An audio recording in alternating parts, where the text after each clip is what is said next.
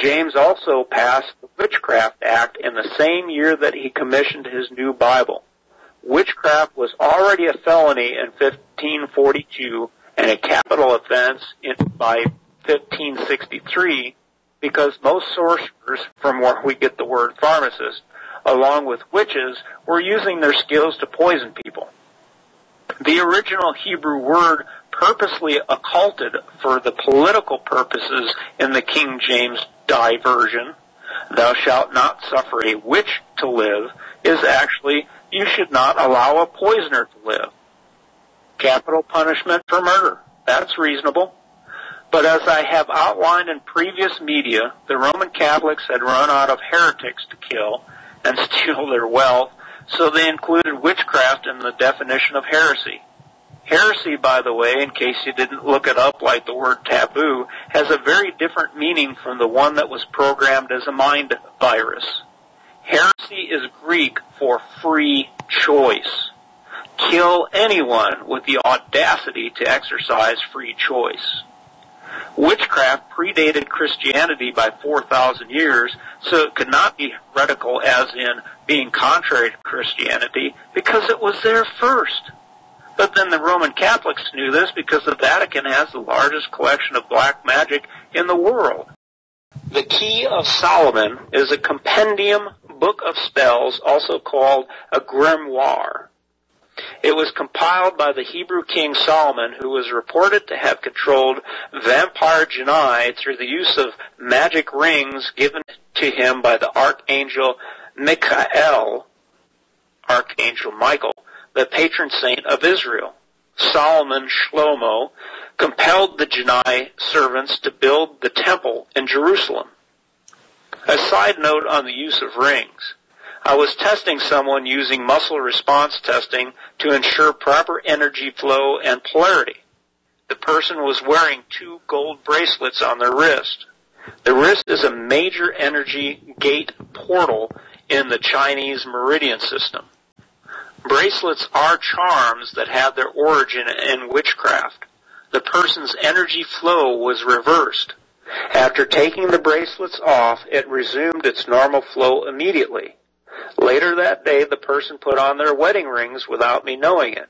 A new test beginning with establishing energy flow and polarity showed it was reversed again.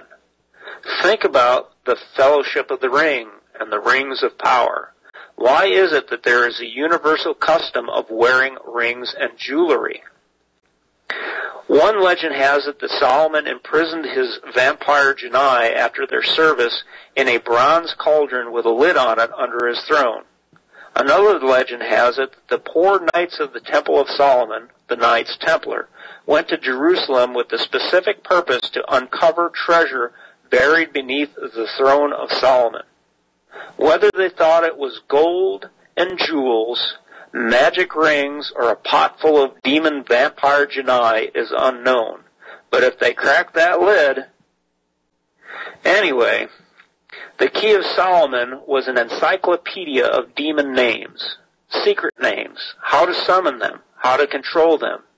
Pope Innocent VI held a public burning of a copy, while Pope Honorius got the original.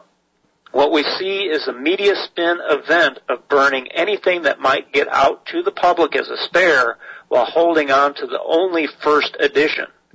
This is monopoly on black magic. Translations were issued from the Vatican later in several languages, but unless you had a first edition copy, there's no way you could tell if the translations had been altered. This monopoly did not prevent the Protestants from getting in on the witch-burning game. They saw how filthy rich they could get by falsely accusing innocent people, murdering them, and taking their wealth, so they got in on it too simply by following the Roman Catholic pattern. This too should not be surprising given the origin of the Protestant faith.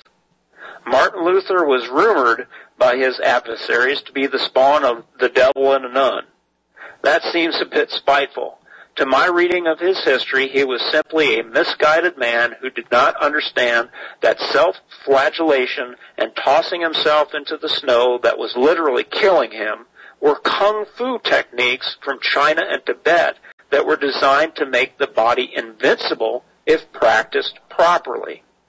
This is a classic case of taking the teachings of one set of monks, transferring it to another set of monks without the esoteric knowledge and the true meaning, and coming up with self-inflicted pain and suffering that can kill. This is the exact pattern that is found in what Christians have done with Judaism. I can hear your brain cells rattling around like marbles in a tin can. But you said demons may be viruses and infections. You said witchcraft had a real and literal origin and a bloodline with the Lilith cult 6,000 years ago. You said Dracula is a real historical figure. You said alchemy is happening at high-energy physics labs. And you said vampire cults are murdering people in Kenya. Yes, indeed I did. And I also said that the unforgivable, subhuman, criminally gullible slave work units locked into the other psychopathic blood cult religions were willingly slaughtering millions of their own mothers, daughters, wives, and healers because someone told them to do it for God.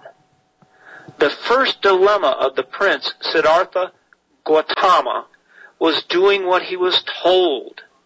He refused and went on to become the Buddha. Some liken this to enlightenment, but the Sanskrit word translates to awaken. I'm sure that all people of faith are dying to put a label on me ranging from misguided, misinformed, a minion, if not the devil himself, or since I mention Buddhism so often, a Buddhist, because you need a label.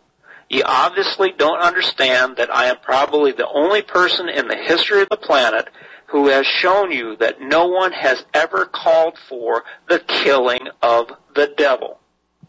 You cannot conceive of heresy being exactly what it means in the original Greek, free choice. Siddhartha Gautama is cited in Dr. Salim's book as being influenced by the Egyptian Book of Life. It is my contention that Prince Gautama understood the great scam for what it was and was developing a system to defeat it. The loss of desire works against demon summoning, where your first obligation is to tell the demon what you want. Suffering was a thing to be recognized, embraced once, and then let go.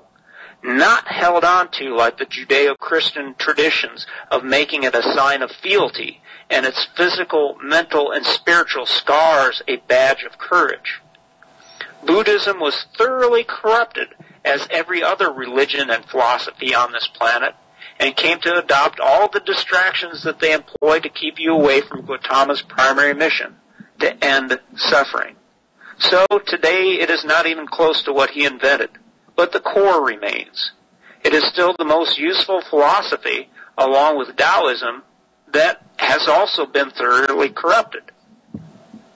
I am sure that when I talk about the ancient blood cult religions, that Christians get a smug feeling and look on their face, but have never once examined that their reenactment of Emmanuel's Last Supper during their communion is the very definition of a cannibal vampire cult. Bread as flesh, wine as blood. Figurative, supernatural, or not, it is the very model of a black mass. I have been around nearly every religion this world has to offer, and each one is drunk with the belief that theirs is the only true one, having nothing in common with the other.